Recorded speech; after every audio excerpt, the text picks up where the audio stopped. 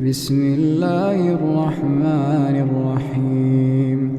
دنیا کے 7 عجوبوں کو لوگ دیکھنے کے لیے طویل سفر کرتی ہے، تو یہ اس لیے ہے کہ تھوڑے مشکل کام ہیں، لیکن کوئی ناممکن چیز نہیں ہے۔ تم لمبی مسافتیں طے کر کے جاتے ہو، لیکن اللہ کہتا ہے گھر بیٹھے ذرا آسمان کو دیکھو۔ 1 فٹ کی ٹائل دنیا کا بڑے سے بڑا معمار بغیر کسی سپورٹ کے یا ستون کے کھڑی نہیں کر سکتا۔ اتنا بڑا آسمان بغیر ستونوں کے اس نے کھڑا کیا ہوا ہے۔ ذرا غور تو کرو، تدبر تو کرو، اور زمین کو دیکھو، زمین کیسے ہموار کر دی گئی۔ اللہ اکبر۔ دیکھنے کو تو مٹی ہے، لیکن اس مٹی کے اندر جب بیج ڈالتے ہیں تو مٹی کا رنگ کیسا ہے، اور جو بیج اگتا ہے وہ کونپل کا رنگ سبز ہوتا ہے۔ پھر اس کے اوپر شاخ، اور شاخ کے ساتھ پتے، پھر پتوں کے ساتھ کلیاں، اور کلیوں کے ساتھ پھر غنچے اور پھول، اور پھر پھل، اور پھل میں بھرا ہوا رس، رس کے اندر مٹھاس، اور اس کے اندر طبی خواص اور توانائی۔ مٹیالی زمین سے اگنے والے پودے کے رنگ میں سرخیاں کہاں سے آ گئیں؟ اس کے پتوں میں سبزی کہاں سے آ گئی؟ زمین کو سیلی ہے، لیکن اس سے نکلنے والے پودے کے اندر رس اور مٹھاس کہاں سے آ گئے؟ تم اپنی مٹی کو دیکھو اور آسمان کو دیکھو، کہیں ایک قدم بھی چل کے نہ جاؤ، تم خدا کو ماننے پہ مجبور ہو جاؤ گے۔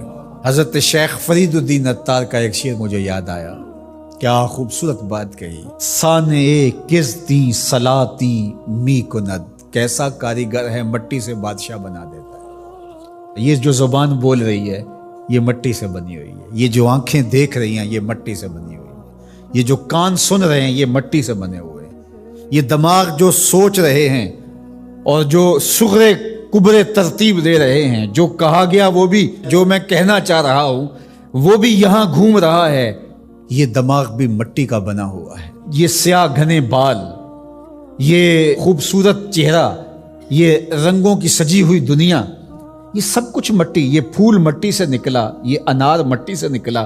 انار کے اندر جو پیکنگ ہے یہ مٹی کی بنی ہوئی ہے، اس کے اندر جو رس رکھا ہوا ہے، بھرا ہوا ہے، وہ بھی مٹی سے پیدا ہوا ہے، اس کے اندر مٹھاس بھی مٹی سے آئی۔ کیسا کاریگر ہے جو مٹی سے کبھی انگور بناتا ہے، کبھی کھجور بناتا ہے، کبھی اسی مٹی سے سبزیاں پیدا کرتا ہے، کبھی اسی مٹی سے پھل پیدا کرتا ہے۔ تو یہ مٹی سے اس نے کیا کچھ بنا دیا۔ اگر آپ دیکھ لیجئے یہ پوری کائنات مٹی سے بنی ہے۔ یہ جو خوبصورت میز آپ کو دکھ رہی ہے یہ کہاں سے نکلی؟ یہ درخت سے آئی نہ؟ درخت کہاں سے نکلا؟ یہ مٹی سے نکلا۔ یہ لوہا کہاں سے نکلا؟ یہ مٹی سے نکلا۔ یہ ستون کہاں سے آیا؟ مٹی سے۔ یہ قالین کہاں سے آیا؟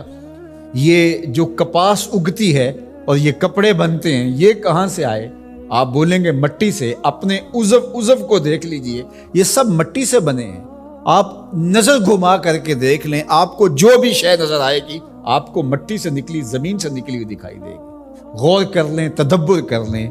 اللہ اکبر۔ یہ شہنشاہ، یہ کج کلا، یہ کاریگر، یہ شاعر، یہ ادیب، یہ فلسفی، یہ بال کی کھال ادھیڑنے والے، یہ باتوں میں حسن پیدا کرنے والے، یہ شعر و دنیا کے بڑے بڑے جادوگر، یہ کہاں سے نکلے؟ جواب آیا مٹی سے نکلے۔ واختلاف اللیل والنہار، دن اور راتوں کا بدلنا۔ اب سورج کی روشنی اتنی ہے کہ ماحول منور ہے، پھر دھیمی دھیمی تاروں کی چھاؤں ہوگی۔ کبھی دن آتا ہے، کبھی رات آتی ہے، کبھی صبح کا سپیدہ نمودار ہوتا ہے، کبھی شام کے دھندلکے ہوتے ہیں، کبھی کالی رات دبیز چادر اوڑے آ جاتی ہے، کبھی چٹا دن ہوتا ہے، کبھی گرم دھوپ ہوتی ہے، کبھی کڑکتی دوپہر ہوتی ہے، کبھی برستی بارش ہوتی ہے، کبھی گھر کے سرمئی بادل آ جاتے ہیں، کبھی کوسے قزا کی رنگینیاں ہوتی ہیں، کبھی دھنک کی شوخیاں ہوتی ہیں، کبھی بادلوں کی اوٹ سے جھانکتا ہوا چاند دکھائی دیتا ہے، کبھی سورج بادلوں کے پیچھے چھپتا نظر آتا ہے، کبھی درد غروب سے زرد لگتا ہے، کبھی سرخ ٹکیا سورج کی دکھائی دیتی ہے، کبھی اتنا روشن کہ دیکھا نہیں جا سکتا۔ چاند کبھی جوان ہوتا ہے، کبھی بدر تمام ہوتا ہے، کبھی کھجور کی خشک ٹہنی کی طرح ہوتا ہے، کبھی اتنا باریک ہوتا ہے کہ لوگ دور سے دیکھ رہے ہوتے ہیں، دکھائی نہیں دیتا۔ کیا رنگ ہیں، کیا جمال ہے، کیا کیفیت ہے۔ والفلک التی تجری فی البحر، اور کشتیاں جو سمندر میں تیر رہی ہیں۔ 1 فٹ کا لوہا لے کر کے آپ پانی میں پھینکو، ڈوب جائے گا، لیکن ہزاروں ٹن وزن لیے ہوئے اس میں لوہا بھی ہے اور بھی چیزیں ہیں، ایک جہاز پانی میں تیرتا ہوا ایک ساحل سے دوسرے ساحل تک پہنچ جاتا ہے، ڈوبتا نہیں ہے۔ وما انزل اللہ من السماء من ماء، اور آسمان سے بارش برستی ہے، گھر کے بادل آتے ہیں، کبھی بوندا باندی ہوتی ہے، کبھی موسلادھار بارش ہوتی ہے، آسمان سے پانی اترتا ہے، کبھی برف کی شکل میں، کبھی شبنم کی صورت میں، کبھی بارش کی شکل میں، اور پھر کیا ہوتا ہے؟ فَأَحْيَا بِهِ الْأَرْضَ بَعْدَ مَوْتِهَا، زمین مری ہوتی ہے پھر زندگی آ جاتی ہے۔ یہ جو فیوجی پہاڑ ہے جاپان کے اندر غالباً، یہ سال میں 4 رنگ بدلتا ہے۔ ایک وقت آتا ہے برف سے بالکل سفید ہو جاتا ہے، پھر وقت آتا ہے کہ برف اترتی ہے تو اس کی سیاہی، اس کا رنگ نکھر کے سامنے آتا ہے، پھر اس کے اوپر سبزہ اگتا ہے تو پورا سبز ہو جاتا ہے، اور اس کے اوپر اگنے والے سبز کے اوپر لگنے والے جو پھول ہیں وہ سرخ ہیں، پھر وہ بالکل سرخ ہو جاتا ہے۔ کبھی دیکھیں تو وہ آپ کو سفید چادر اوڑے کوئی لیٹا ہوا دکھائی دیتا ہے، اور کبھی وہ مہیب سیاہ رنگ کا پہاڑ دکھائی دیتا ہے، اور پھر وہ سبزے کی چادر اوڑھ کے ملنگ بن کے بیٹھ جاتا ہے، اور پھر وہ دلہن بن کے سرخ رنگ کا جوڑا پہن کے نیا نظارہ دے رہا ہوتا ہے۔ تو پہاڑ تو ایک ہی ہے لیکن رنگ اس کے کئی ہیں۔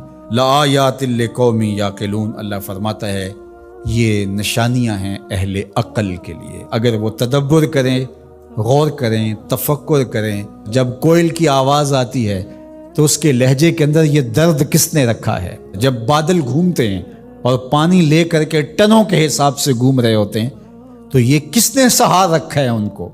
یہ آسمان بغیر ستون کے کیسے کھڑے ہیں؟ یہ زمین سے سبزے کیسے اگتے ہیں؟ ہم آکسیجن اپنے لیے ان ہواؤں سے کیسے کشید کرتے ہیں؟ رحم مادر کے اندر نقش و ونگار کیسے بنتے ہیں؟ زندگی کی رمق کیسے آتی ہے؟ حیات جاویداں کا نور کیسے ملتا ہے؟ رنگوں کی کائنات کیسے آباد ہوتی ہے؟ بچپن سے لڑکپن، لڑکپن سے جوانی، جوانی سے بڑھاپا، اللہ اکبر، اسی کی شانیں ہیں۔ تو کہا اگر تم غور کرو، تدبر کرو تو تم اس کے وجود کا انکار نہیں کر سکتے، اور جس تمہارے ایک رب نے یہ سب کچھ پیدا کیا، تمہارا حق ہے کہ تم اسی کو معبود مانو۔ تمہاری پیشانی، تمہاری جبین نیاز کسی اور کے آگے نہیں جھکنی چاہیے، تمہارا سر جھکے تو مالک کی دہلیز کے اوپر۔